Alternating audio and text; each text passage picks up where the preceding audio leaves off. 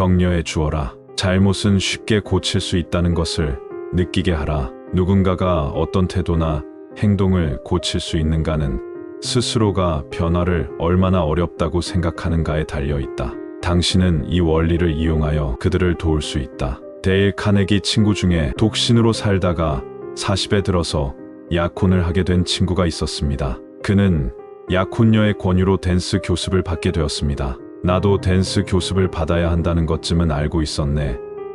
20년 동안 한 번도 배워본 적이 없었기 때문에 새로 배워둘 필요는 있었지. 처음 찾아간 댄스 강사는 내 춤이 형편없다고 말했어. 아마 그것은 사실이었을 거야. 그는 이전 것은 다 잊어버리고 새로 시작해야 한다고 했다네. 나는 배울 의욕을 상실했고 그 강사에게 배우는 것을 포기했지. 두 번째로 찾은 강사는 내게 거짓말을 하는 것 같았지만 그래도 기분은 좋았어. 그는 내 춤이 다소 구식이기는 하지만 기본은 갖추어져 있으므로 새로운 스텝도 쉽게 배울 수 있을 거라고 했네. 첫 번째 강사는 나의 결점을 강조해서 실망을 주었지만 두 번째 강사는 내가 잘하는 것은 칭찬해주고 결점에 대해서는 별말이 없었다네. 심지어 이렇게 말하기도 했지. 하지만 마음 한구석에서는 강사의 말이 맞을지도 몰라라고 믿고 싶었지. 이미 나는 수강료를 내고 있었고 기분이 좋은 것은 어쩔 수 없었다네. 어쨌든 타고난 리듬 감각이 있다는 말을 들은 이후에 나의 댄스 실력은 능숙해져 갔다네.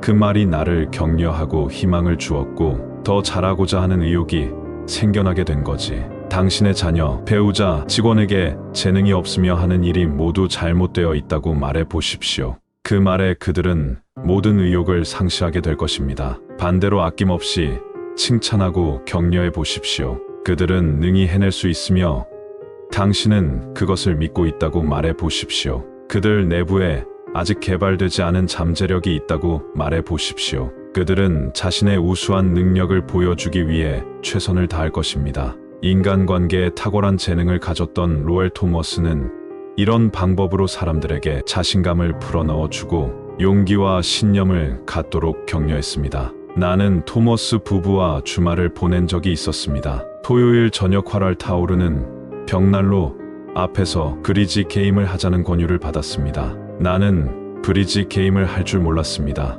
이복에 대해 무슨 소리야?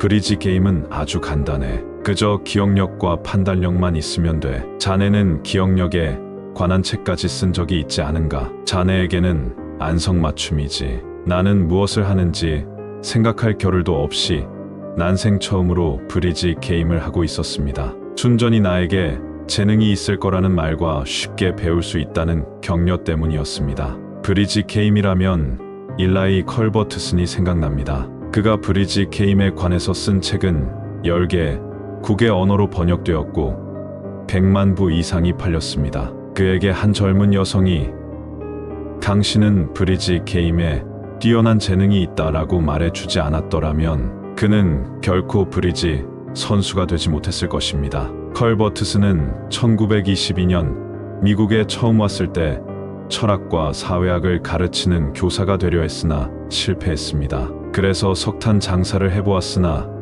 마찬가지로 쓴맛을 보았습니다. 브리지 게임을 몇 번 했지만 자신이 브리지 선수가 될 줄은 꿈에도 몰랐습니다. 브리지 게임이 서툴 뿐만 아니라 게다가 몹시 고집이 셌습니다. 게임을 하면서 수없이 질문을 해대고 게임이 끝난 후에도 게임의 원인을 오랫동안 분석하곤 했기 때문에 아무도 그와 브리지 게임을 하려고 하지 않았습니다. 그러던 그가 아름다운 브리지 선생인 조세핀 딜론을 만나 사랑에 빠져 그녀와 결혼을 했습니다. 조세핀은 컬버트슨이 카드를 세밀하게 분석하는 것을 지켜보고는 그에게 뛰어난 소질이 있다고 말해주었습니다. 컬버트슨이 그 격려로 유명한 브리지 게임 선수가 되었습니다. 오하이오주 신시내티에서 카네기 코스의 강사로 있는 클레 랜스 M. 존스는 격려와 잘못을 고치기 쉬운 것으로 보게 하는 거지. 그의 아들 데이비드의 인생을 어떻게 바꾸어 놓았는지에 대해 다음과 같이 말했습니다. 1970년 당시 15살이던 데이비드가 나와 함께 살기 위해 신시내티로 왔습니다. 그 아이는 어린 나이에도 불구하고 온갖 어려움을 겪고 있었습니다. 1958년에 교통사고로 머리에 수술을 하고 이마에 큰 흉터가 남아 있습니다. 1960년에 아내와 이혼을 하는 바람에 데이비드는 어머니를 따라 델로스로 갔습니다. 15세가 될 때까지 지지나를 위한 특수학교에서 생활했습니다. 아이의 머리 흉터로 보아 뇌가 정상적이지 않아 학습에 장애가 있을 거라고 판단했던 것입니다. 데이비드는 같은 또래 아이들보다 2년 아래 학급에 속해 있어서 무세인데도 중학교 1학년이었습니다. 곱셈도 못하고 손가락으로 덧셈을 했으며 책도 읽지 못했습니다. 한 가지 장점은 데이비드가 라디오나 TV 만지는 것을 좋아한다는 거였죠. TV 기술자가 되고 싶다고 하더군요. 나는 그것을 격려해주고 기술자가 되려면 수학을 배워야 한다고 말해주었습니다. 나는 아이가 수학에 익숙해지도록 도와주었습니다. 곱셈, 나눗셈, 덧셈, 뺄셈 4개의 암기 카드를 구입해서 매일 밤 카드의 정답을 맞히는 게임을 했습니다. 데이비드가 정답을 못 맞추면 내가 그에게 답을 알려주고 못 맞춘 카드를 따로 쌓아놓았다가 그 카드가 다 없어질 때까지 카드놀이를 했습니다. 나는 데이비드에게 8분 이내에 틀리지 않고 모든 카드를 다 맞출 수 있을 때까지 연습하자고 약속했습니다. 처음에는 카드를 모두 맞추는데 52분이 걸렸습니다. 이러한 목표가 불가능한 것처럼 보였습니다. 두 번째에는 48분, 세 번째에는 45분, 44분, 41분, 그리고 40분 이내로 우리는 시간이 줄어들 때마다 축하를 했습니다. 아내도 불러 함께 기뻐하고 춤을 추었습니다. 한 달 후 데이비드는 8분 만에 모든 카드의 정답을 맞추게 되었습니다. 차츰 배우는 것이 쉽고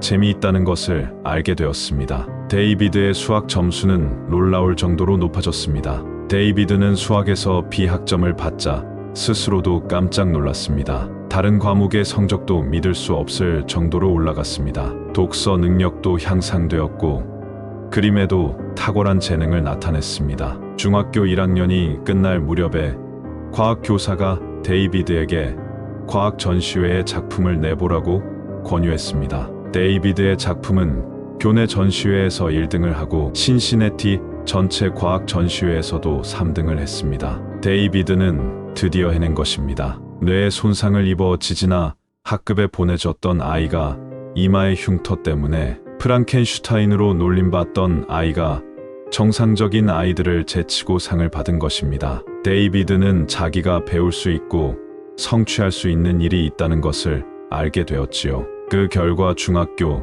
2학년 2학기부터 고등학교를 마칠 때까지 한 번도 우등상을 놓치지 않았습니다. 고등학교 때 데이비드는 전국 우등생 협회의 회원으로 선출되었습니다. 배우는 것이 쉽고 즐겁다는 것을 알게 되다 아들의 인생은 변한 것입니다. 실수와 약점을 쉽게 극복할 수 있다고 격려하라. 카네기 인간관계 30가지 법칙. 타인의 마음을 사로잡는 비결은 타이밍에 맞게 아낌없이 격려하고 자신감을 갖게 만드는 일입니다. 당신의 자녀나 배우자 그리고 직원에게 그들이 무능력하고 하는 일이 모두 잘못되어 있다고 말한다면 그들은 의욕을 상실하게 됩니다. 그 반대의 방법을 사용해 보세요. 말고 그들이 그 일을 할 수 있는 능력을 가지고 있음을 믿고 있다는 것을 알려주세요. 그리고 그들에게 잠재된 능력이 있다고 말한다면 자신들의 우수성을 보여주기 위해서 성공할 때까지 꾸준히 그 일을 해나갈 것입니다. 가장 강하고 가장 뛰어난 사람만이 반드시 인생의 싸움에서 승리하는 것은 아니다. 최후의 승리를 거두는 자는 나는 할 수 있다라고 생각하는 사람이다. 약자는 기회를 기다리지만 강자는 기회를 만들어 갑니다. 격려를 통해 자기 능력에 자신감을 갖도록 해주세요. 항상 아래의 문구를 말하게 한다면 강한 사람으로 변화시킬 수 있답니다. 나는 매일매일 모든 면에서 점점 더 좋아지고 있다. 아주 작은 진전에도 칭찬을 아끼지 마라. 또한 진전이 있을 때마다 칭찬을 하라. 동의는 진심으로 칭찬은 아낌없이 하라.